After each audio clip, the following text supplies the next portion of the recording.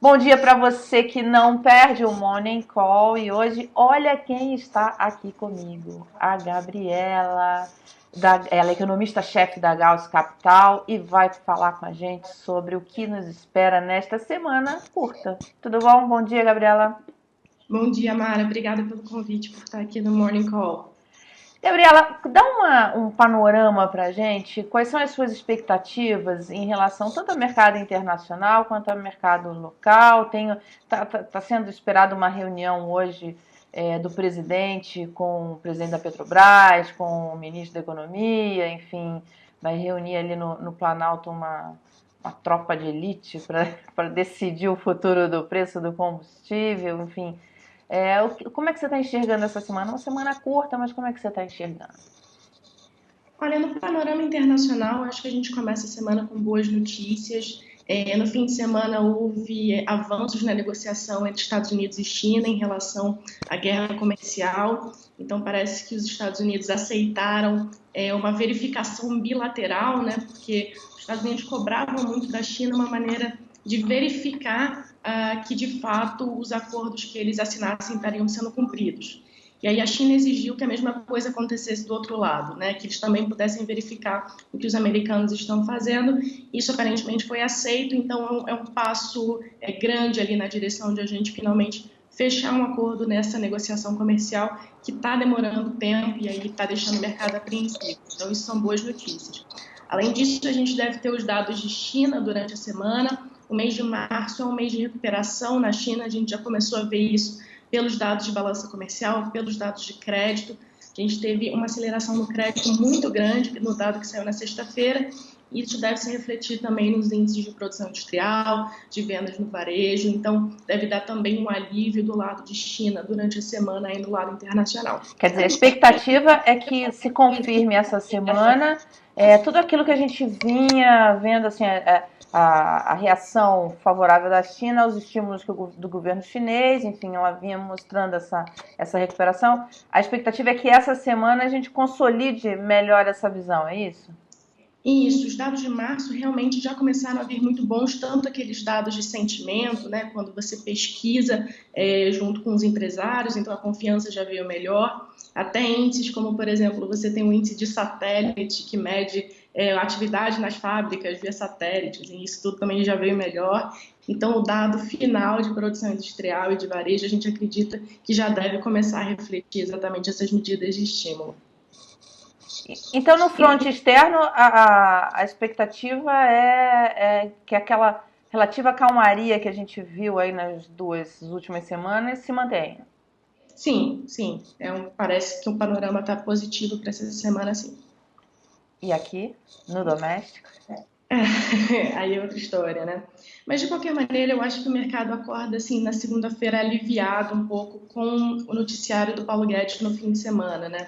Havia uma apreensão muito grande com qual seria a reação do Paulo Guedes ao passo em falso dado, né, pelo presidente Bolsonaro na quinta-feira à noite, né, ao solicitar que a Petrobras não reajustasse os preços do diesel. E no noticiário do fim de semana ele se mostra assim, calmo, né? Tudo é conversável, tudo é Tolerante, né? conciliável, tolerante, porque existe uma grande apreensão aí com ele eventualmente ameaçar sair do governo, alguma coisa nesse sentido, e pelo noticiário não foi isso que aconteceu.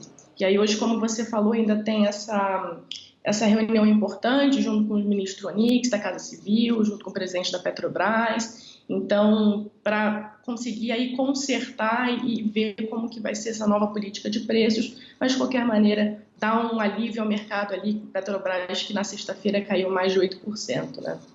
Essa política de preço da Petrobras é um item importantíssimo, né? Porque você tem, de um lado, esse comportamento intervencionista do governo, que assustou muito o mercado, essa postura dele, e você tem, de outro, enfim, a recomposição de preços para a Petrobras é importantíssimo, vídeo que ela passou no governo Dilma, enfim.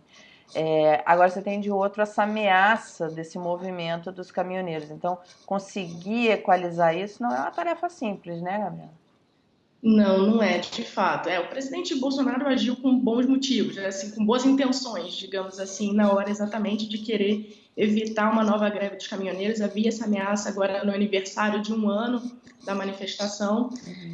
Você equalizar isso de alguma maneira vai ter que ser feito via algum tipo de subsídio, ou a própria Petrobras já anunciou o tal cartão caminhoneiro, que acaba fixando um pouco os preços por um tempo. A medida que deve ser achada deve ser algum tipo de pausas no reajuste de tempos em tempos, assim, não reajustar tão frequentemente. Eu acredito que essa deve ser a solução de meio de caminho que deve ser encontrada, mas, enfim, que não possa prejudicar ali o balanço da Petrobras, que já vinha sendo vista como uma empresa mais confiável de mercado e tudo mais, e que essa confiança se perdeu um pouco na sexta-feira. Agora, é interessante, né? Porque essa questão do caminhoneiro, que ajudaria bastante a resolver, quer dizer, a melhorar essa questão dos caminhoneiros, seria uma retomada forte da economia, né? Porque o grande, o grande combustível para toda essa atenção é que, além de tudo, com uma economia fraca, a atividade deles é muito prejudicada, né? Sim, sim, e a gente até tem uma boa expectativa para a recuperação econômica, mas isso seria só mesmo depois da aprovação da Previdência, né? Que você teria aí a atividade decolando de fato. A gente vê que as bases para o crescimento estão no lugar certo, você tem crédito, as medidas microeconômicas, então a própria política monetária que está em território estimulativo, e aí tudo isso dá ali um pano de fundo, dá as bases para o crescimento, mas o que a gente escuta muito dos empresários é que eles estão esperando essa medida, que é extremamente importante, para ir sim fazer um investimento que vai durar 5, 10 anos, então é algo que não tem problema esperar alguns meses para de fato fazer. Então realmente você está corretíssima, a atividade é essencial aí para melhorar a questão dos caminhoneiros, mas a gente acredita que nesse comecinho de ano ainda vai ficar fraca com a apreensão em relação à passagem da reforma da Previdência. E qual é a tua expectativa sobre o andamento da reforma da Previdência? Olha, vamos começar então até com hoje, né? Hoje a gente tem aí pautada na CCJC a votação para o começo da votação para a reforma. É capaz de que os deputados do dito centrão peçam para inverter a pauta e aí acabe ficando para amanhã. Mas de qualquer maneira a gente vê um trâmite não muito suave, assim, um trâmite difícil.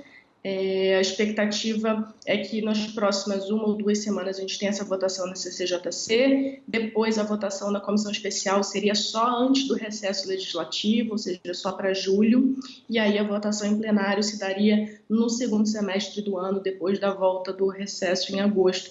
Então aí a votação seria só para outubro, novembro, na minha avaliação. Então ainda tem alguns meses aí pela frente de expectativa. Agora, o avanço ou recuo da habilidade da base aliada, quer dizer, da habilidade do governo de criar essa base aliada, também é um combustível importante, né, para durante esses meses, assim, independentemente de você já ter o resultado da reforma ou não, se for possível ver esse avanço do governo na construção da base, já é uma notícia boa para o mercado. Sim, sim. A gente teve notícias boas na semana passada. O presidente Bolsonaro chamou membros até da oposição para inaugurar obras, né? Tá no palanque do lado dele, estava lá em Macapá.